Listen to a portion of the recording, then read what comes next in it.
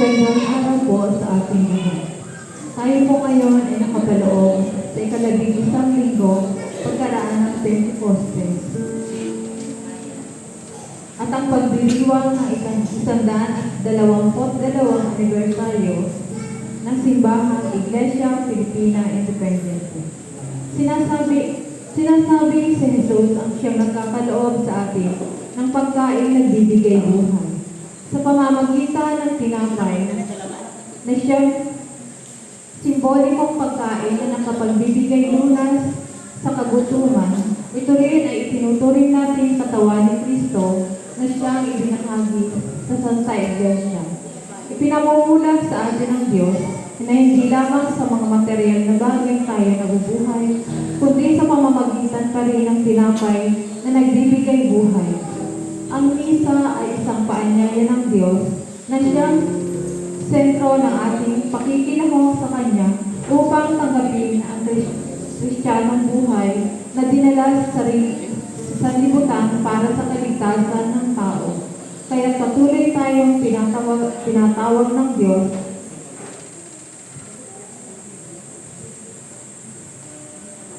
para sa katuparan ang Kanyang habilin na siya ating alalahanin at tanggapin ang tinapay bilang pagkilala sa ating lahat na tayo'y kabahagi ng Kanyang katawan. Atin pong isama din sa ating panalangin sa umagang ito ang nagdiriwang at magdiriwang ng kanilang kaarawan na sina Janet Ricanya, George Ricanya, Boy Fergalan, Romney Villavicencio, Bien Base, Alejandro Ledesma, Kenji Dungan, Ronnie Estrada Motol, Maggie de Villena at Juvenile Grave.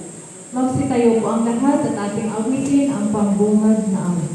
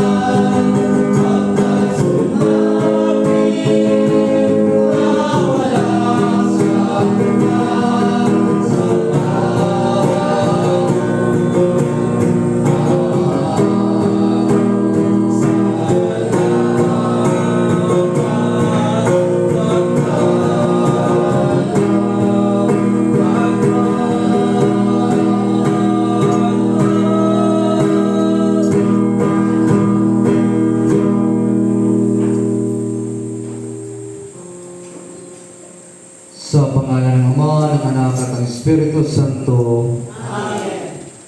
Makapangyarihang Diyos, lahat ng puso ay naghayag sa iyo. Lahat ng nasa tangharin ay nababatid mo at walang lihim na naliligid sa iyo. Linisin mo ang aming mga puso sa pamagitan ng Espiritu Santo upang kami dapat na pumuri sa iyong banal na pangalan. Sa pamagitan ni Kristo naming Panginoon. Amen. Pakinggan ninyo ang sinasabi ng ating Panginoong Jesucristo. Ibigay maging sa puso ng isip buong lakas. At ang pangalawa ng una, ibigay maging kapuan tulad ng iyong sarili. Sa dalawang na ito ay napapalubang buong katusan at ang mga katuruan ng mga propeta. Ating pong pagsihan ang ating mga pagkasala sa ating Panginoon at sa ating kapwa.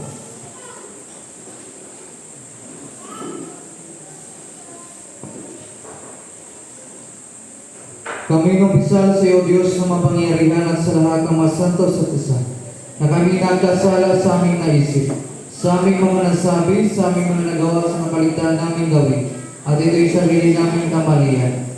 Kaya sinasamo namin sa iyo, Diyos, na kawaan kami, at sa lahat ng masanto, may panalangin kami sa iyo, Panginoong Diyos. Amen.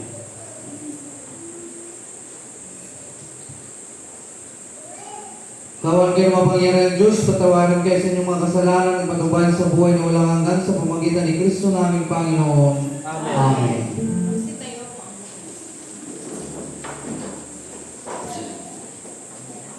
Luwalhati sa Diyos sa kaitasan.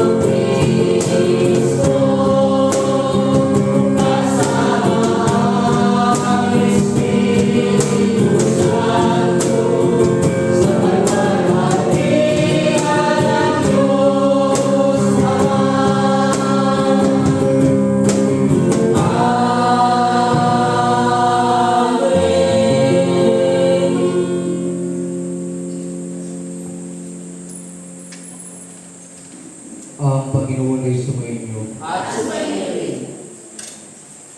Tayo manalangin.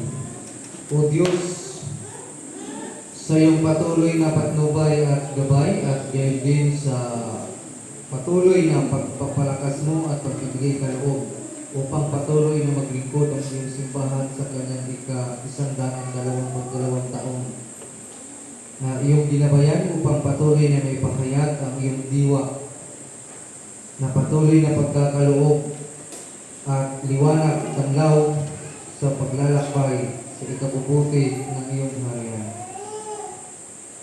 Palagaan po ang aming buhay upang makapaglingkod kami ng buong katapatan sa iyo, alang-alang kay Kristo na aming Panginoon.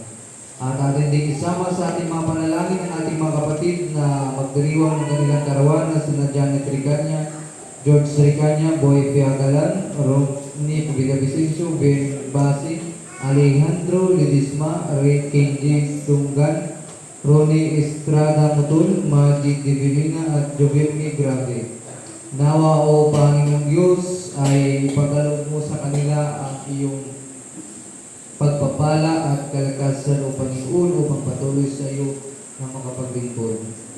At gayon din mapuspos ng kasaganaan ng buhay sa araw-araw. At gayon din o Diyos sa aming dinadalangin sa aming kapatid na may karamdaman, lalo na sa namay ng Villavicencio, Erickson Fidelino, Rodi Saludis, Narcin Saprias, Eduardo Manalo at Will Macere. Nawa o Panginoong Diyos ay pagkaloob mo po sa kanilang kalakasan at gawin ng hindi ng aming patuloy na dalangin, Panginoon, lalo-lalo na sa kapatid na magtik ng board exam na si Jilin Kataruha. Nawa o Diyos, ipagkaloob mo sa kanya ang sapat na karunungan at kalaman upang mapagtanumpayan ang pagsusulit upang sa ngayon sa ikapupuri ng iyong pangalan. Amin din na dalangin o Panginoon, itong aming mga kapatid na sumakabilang po buhay na, lalo-lalo si Nagisaling Candelaria, Adriano Ricanya, Hernan Salis, at Jeronimo Frias. Nawa o Panginoong Diyos, ay buksan mga pintuan ng langit para sa kanila at ipagkaloob ang buhay na walang hanggan. At ang aming patuloy magpapanalangin may pagpapasalamat. Lalo-lalo ang First and Limas Sponsors. Nawa o Diyos, ay patuloy mo silang pagpalangin upang may kalakasan, kagalakan at kasaganaan na naglilingkod sa iyo at sa iyong simbahan. Lalo natin kayo mindalan sa pamagitan ni Kristo naming Panginoon. Amen. Siya po ang lahat at ating pakinggan ang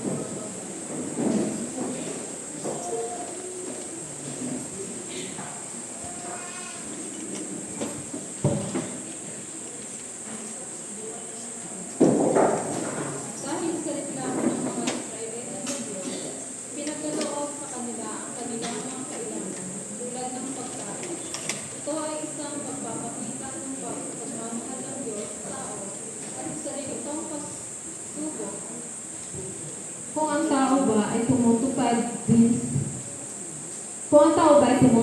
sa kalooban ng Panginoon, atin pong pakinggan ang unang pagbasa.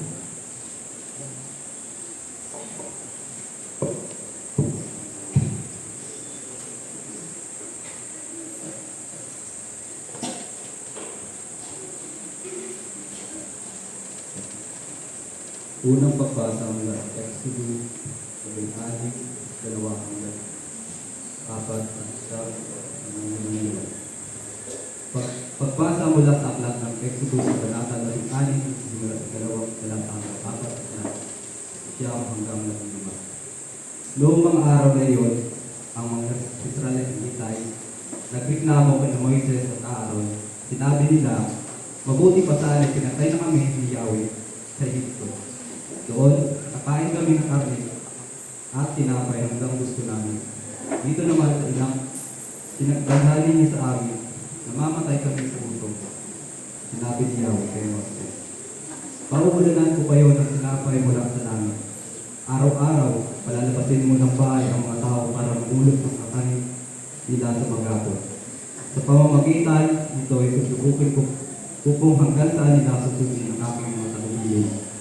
Sinabi ni Moises kay Aaron, ang buong bayan ay pagharapin mo kay Yahweh sapagkat narinig niya ang kanilang reklamo.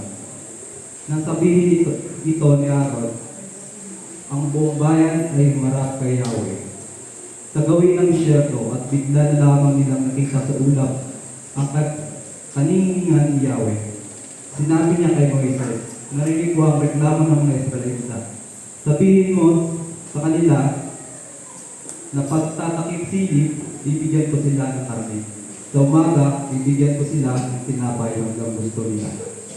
Sa gayon, malalaman nila ako si Yahweh, ang kanilang Diyos. Nang magtakip silip, dumagsa sa kampo ang napakaraming tubo. Kaya namagahan naman ay makapal ang hamog sa paligid ng kampo. Nang mapawi ang hamog, nakita nila ang lupa'y nalalatagan ng maliliit at manipis ng mga bagay ng animoy, pinipis. Hindi nila alam kung ano yun. Kaya nagtanungan sila, ano kaya ito? Ang salita ng Panginoon.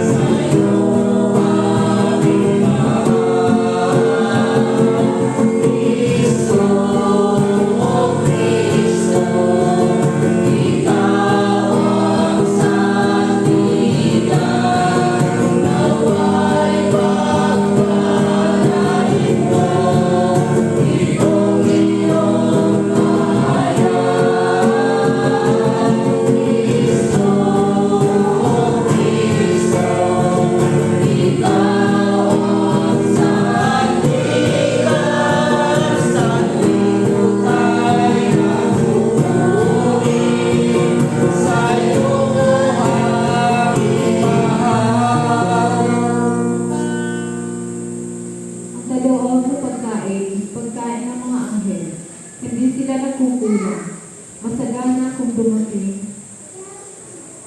Inihatid sila ng Diyos sa lupain niya, banal, sa bundok, sa mismo siya ang kumuha sa kaaway.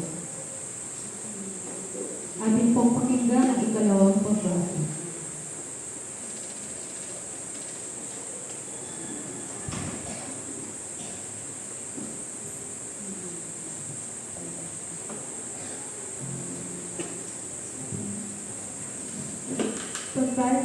Pagbasa mula sa sulat ni Apostol San Pablo sa mga taga-Efeso, Kabanata 4, nagsisimula sa unang talata hanggang 16. Mga kapatid, ako na isang bilanggo dahil sa Panginoon ay namamanhid sa inyo na mamuhay kayo gaya ng nararapat sa mga tinawag ng Diyos. Kayo'y maging mapagkumbaba, mabait at masyarak. Magmahalan kayo at magpaumanhin. Pag sumakita ninyong isang mula sa Espiritu, sa pamamagitan ng buklod ng kapayapaan. Iisa lamang ang katawan at iisa rin ang Espiritu. Gayon din naman, iisa lamang ang pag-asa ninyong lahat, dulot ng pagkatawag sa inyo ng Diyos. May isa lamang Panginoon, isang pananampalataya at isang bautismo, isang Diyos at Ama natin lahat. Siya ay higit sa lahat, gumagawa sa lahat at sumasa lahat. Ang bawat isa sa ating binigyan ng tanging kaloob ayon sa sukat na ibinigay ni Kristo. Ganito ang sinabi sa kasulatan. Nang umakyat siya sa kalangitan, nagdala siya ng maraming bihag at nagbigay ng mga kaloob sa tao. Ano ang ibig sabihin ng umakyat siya? Ang ibig sabihin niya ay bumaba muna siya dito sa lupa. Ang bumaba ay siya rin namang umakyat sa kaitaasan, sa kabila ng mga langit, upang malaganapan ng kanyang kapangyarihan ang kalahat-lahatan. At ang iba'y ginawang apostol, ang iba'y propeta, ang iba'y evangelista, ang iba'y pastol at guro. Ginawa niya ito upang ihanda sa paglilingkod ang lahat ng hinirang sa ikauunlad ng Iglesia.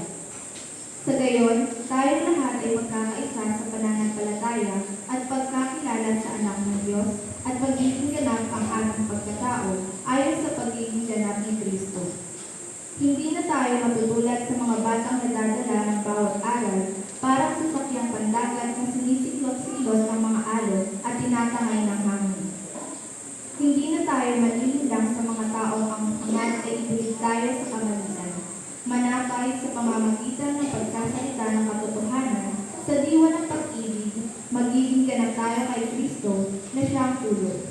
Sa pamamagitan niya nabubuo ang katawan mula sa bahagi pinag-ugnay-ugnay ng kasukasukan.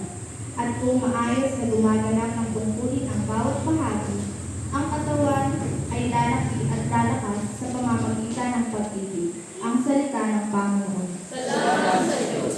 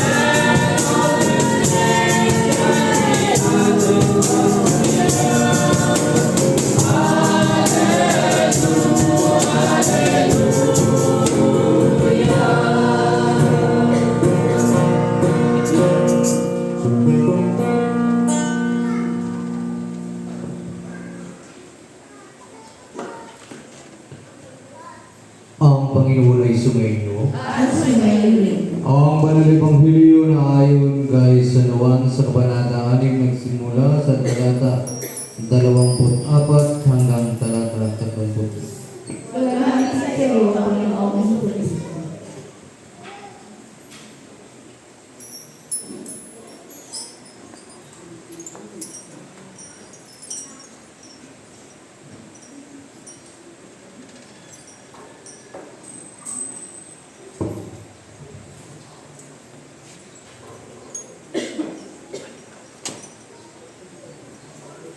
Nang makita ng mga tao na wala na roon si Jesus, ni ang kanyang mga alagad, sila'y sumakay sa bangka at pumunta rin sa Kapernaum upang hanapin si Jesus. Nakita nila si Jesus sa ibayo ng lawa at kanilang tinanong, Rabay, kailan ba kayo rito? Sumagot si Jesus, sinabi ko sa inyo, hinahanap ninyo ako hindi dahil sa mga kababalaghang nakita ninyo, kundi dahil sa nakakain kayo ng tinapay at nabusog. Gumawa kayo hindi upang magkaroon ng pagkain at sisira, kundi upang magkaroon ng pagkain hindi nasisira at bibigay ng buhay na walang hanggan. Ibibigay ito sa inyo ng anak ng tao, sapagkat siya ang binigyan ng kapangyarihan ng Diyos Ama. Kaya siya tinanong nila, ano po ang dapat naming gawin upang aming maganap ang kalooban ng Diyos? Ito ang ipinapagawa sa inyo ng Diyos. Manalig kayo sa sinugo niya, tugon ni Jesus. Ano pong kababalaghan ang may pakita ninyo upang manalig kami sa inyo? Ano po ang gagawin ninyo? Tanong nila. Ang aming mga magulang ay kumain ng mana sa ilang ayon sa nasusulat. Sila ay binigyan niya ng pagkain mula sa langit. Dugtong pa nila. Sumagot ni Jesus, dapat ninyong malaman hindi si Moises ang nagbigay sa inyo ng pagkain mula sa langit, kundi ang aking Ama. Siya ang nagbibigay sa inyo ng tunay na pagkain mula sa langit. Sapagkat ang pagkain bigay ng Diyos ay yaong bumaba mula sa langit at magbibigay buhay sa liputan. Ginuwi kanila, bigyan po ninyo kaming lagi ng pagkain iyon. Ako ang pagkain na nagbibigay buhay, sabi ni Jesus. Ang lumalapit sa akin ay hindi magugutom, at ang nanalig sa akin ay hindi mauhaw kailanman. Ang Ebanghelyo ng ating Panginoon Jesucristo. Magpuri sa iyo, Panginoong Jesucristo. Magsiupo po ang lahat at ating Panginoon.